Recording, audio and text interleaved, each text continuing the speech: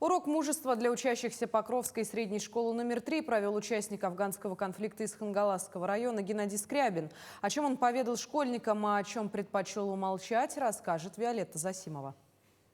Накануне 23 февраля во всех школах идут традиционные смотры строя и песни, а в некоторых учреждениях проходят так называемые уроки мужества, куда приглашают ветеранов боевых действий. Покровская средняя школа номер 3 в этом году позвала для встречи с восьмиклассниками участника афганских событий Геннадия Скрябина. В 1980 году его, 20-летнего парнишку, родом из второго Жемконского наслега, отправили в далекую южную страну Афганистан. Первое знакомство с Афганистаном было как? Сидел в БТРе.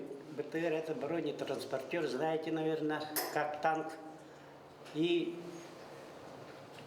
уснул. Проснулся совсем в другом мире. Смотрю вот этот через триплекс. Люди в чалмах, женщины в оранжах. Я думал, куда я попал? Как будто в сказке. Ну, а потом уже стало ясно, что это уже Афганистан. Рассказывая школьникам об Афганистане, Геннадий Скрябин большее внимание уделял флоре и фауне страны, какая погода стояла в то время, в каких условиях жили местные жители и сами бойцы. Они жили в таких глиняных стенах, делали с перемешанной водой.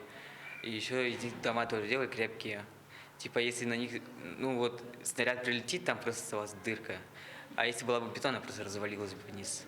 Лишь вскользь ветеран упомянул, что из 15 его боевых товарищей вернулись домой лишь 9. Не сказал, что около 10 раз был на грани жизни и смерти. Не обмолвился о том, что долгое время после демобилизации ему снились кошмары, воспоминания о боях. Зачем им говорить про раны, про кровь, про смерть? Это, я думаю, нереально. Пускай они знают хотя бы, какая там природа, климат, какие обычаи, жизнь какая у них. После армии Геннадий Скрябин ушел в спорт, но не в качестве спортсмена, а в качестве инструктора и тренера. Сейчас он уважаемый тренер по настольному теннису в городе Покровске. К нему ходят и взрослые, и дети, и пожилые. Ежегодно 15 февраля, в день вывода советских войск из Афганистана, Геннадий обязательно встречается со своими сослуживцами. Нынче возложили венок нашему погибшему товарищу. Потом в лесном училище проводили соревнования, эстафеты.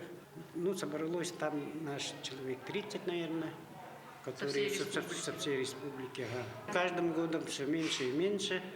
Геннадий Скрябин удостоен ордена Красной Звезды Афганистана, награжден медалями за отвагу и благодарность афганского народа. В День защитника Отечества он традиционно созванивается с другими афганцами. Вместе они вспоминают боевую дружбу, чувство локтя, как доверяли друг другу, как были верны присяге и родине. Виолетта Засимова, Федор Тарасов, Хангаласский улус.